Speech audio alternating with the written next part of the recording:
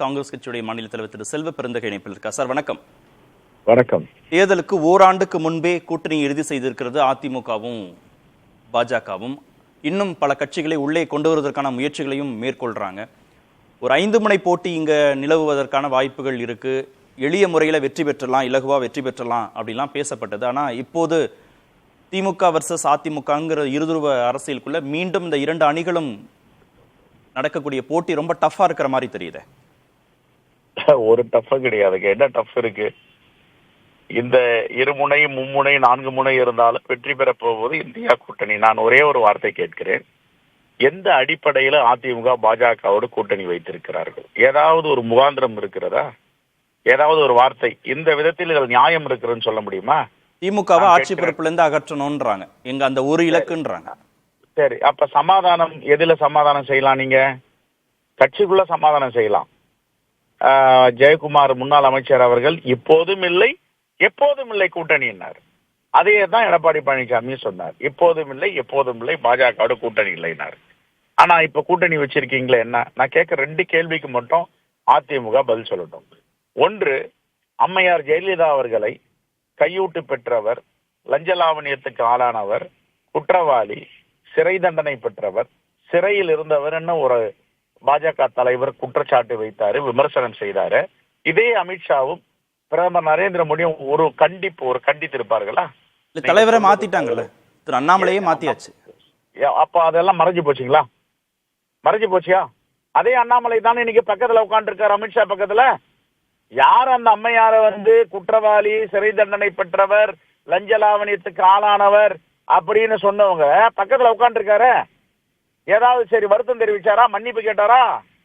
அப்படின்னா புரட்சி தலைவி அம்மா இதய தெய்வம் என்று இப்ப எடப்பாடி அவருடைய அமைச்சரவை முன்னாள் சகாக்கள்லாம் சொல்றாங்களே, இப்ப சமாதானம் ஆயிட்டாங்களா? தொண்டர்கள் இதை ஏற்றுக்கொள்வார்களா? அதுதான் என்னுடைய கேள்வி.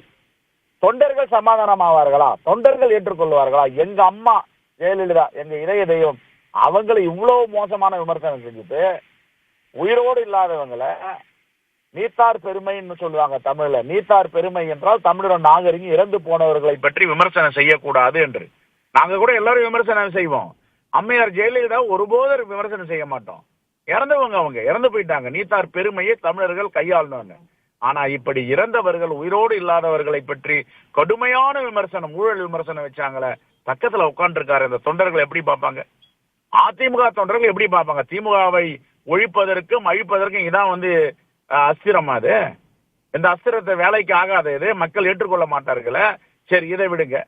சமாதானம் ஆயிட்டீங்க, அம்மையார் ஜெயலலிதாவை மறந்துட்டீங்கன்னு வச்சுங்க.